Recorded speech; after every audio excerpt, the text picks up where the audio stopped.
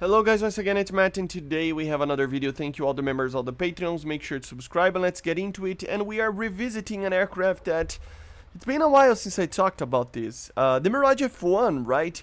After, of course, the magic buff, after the MTI of basically all raiders that have MTI received IFF, there were some changes back in like almost 6 months ago, I think, or even more time, I don't remember exactly, on the Super 530s as well. I decided to actually take the aircraft to a flight, but it is weird, but weird in a good way, kinda. It's a very unique aircraft, and it always was, right? It's a very different aircraft in the gameplay, right? I mean, it is pretty fast, but not as fast as some other aircraft that you fight, but still it is pretty fast. The acceleration, the engine, the efficiency of this aircraft is pretty good. You can actually super cruise on it, if I'm not mistaken, at least back in the day, right? But then we have some things that are weird about it, like the turning capabilities is good, but weird in a way. And the missiles are really weird. The Magic 2 is amazing now because of the buff and stuff. It's probably the best missile you can have at this BR.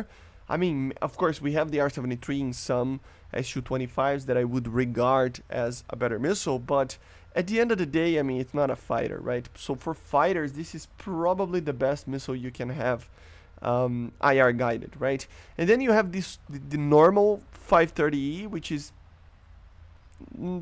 kind of bad, but it can be used. And then you have the Super 530F, which can be an amazing missile, but if the target doesn't know that you're there and basically doesn't drop chaff. As you see, the magic is amazing, right? And it really makes it's kind of two things actually, but still the magic really makes it up for any trouble with other missiles. Although you still only have two, these two missiles can actually bring you very easy kills and try to maintain you in a good position to continue to be alive, right? Together with a lot of flares and chaff that this thing has, it can be a very survivable aircraft. And the performance, as I said, it is a very weird aircraft in the performance, but it can do well. It can win dogfights if you know what you're doing, and depending on what you are facing.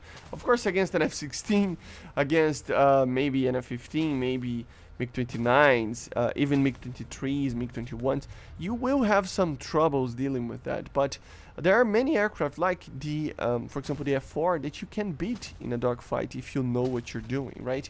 And the cannons, of course, they're not the greatest thing ever, but they're pretty good as well if you hit the shots. I think it's probably a little bit harder for people to get kills with it just because it's a hard cannon to use from a far away distance, but if you get up close, it is one of the best cannons ever, right? So you can do a lot of damage, and you have a lot of ammunition, right, for a 30mm. So it's pretty alright actually. And the only thing that I would really kind of take as a main idea behind it on how to use this aircraft is don't try to fly high. Yes, you have the Super 530F, but it's just not an aircraft to do BVR. Anything will have a better missile than yours. I mean, don't get me wrong, the Super 530F is a better missile than many of the missiles that you see in these BRs, but the thing is the chaffs are like likeness or whatever you want to call it. Basically the missile likes chaff, you know, it really does. So from far away sometimes it doesn't happen, but if you fire these missiles and the target fires a couple of chaff and it's kind of close to the missile will just go for the chaff. It really is very easy to avoid this missile, really easy.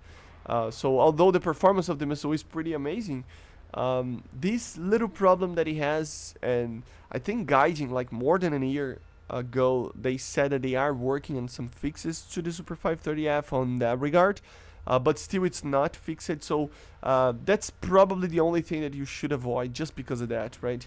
But if they would fix that in a way in the future, it probably would be a very good aircraft for that as well. Again, it's an aircraft that is kind of hard to fly.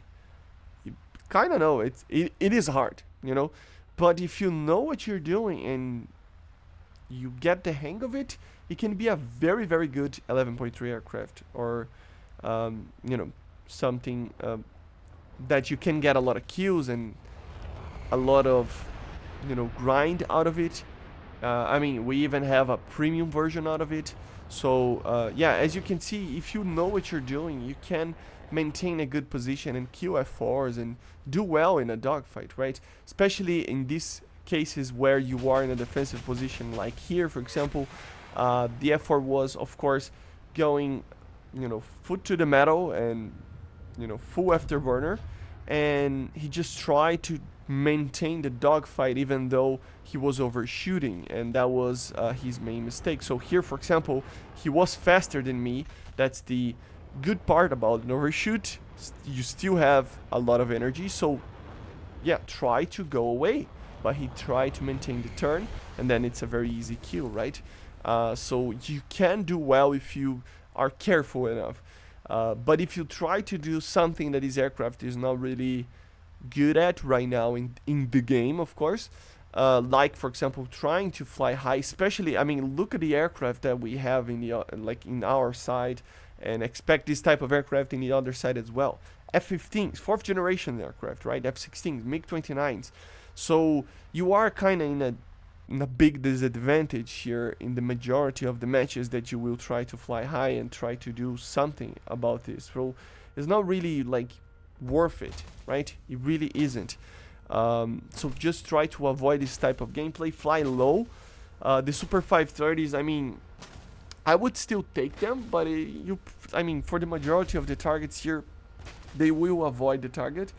And it's not really like fair. Here it's the perfect example, right? I'm turning left. I'm gonna try to fire a missile on that MiG-23, and I just fire on him kind of before him, but he fired the chaff, and the missile went for the chaff, and then that was kind of it, right? The R-24 got me, or whatever it was. So it's really kind of bad. Like, look at that. I mean, yeah.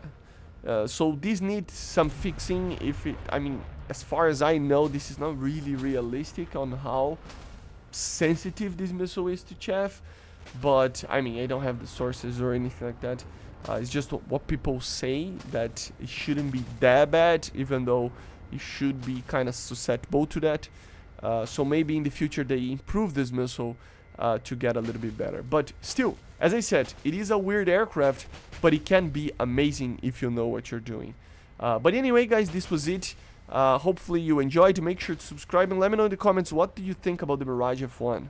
Have you played with it? Let me know in the comments. Bye, guys.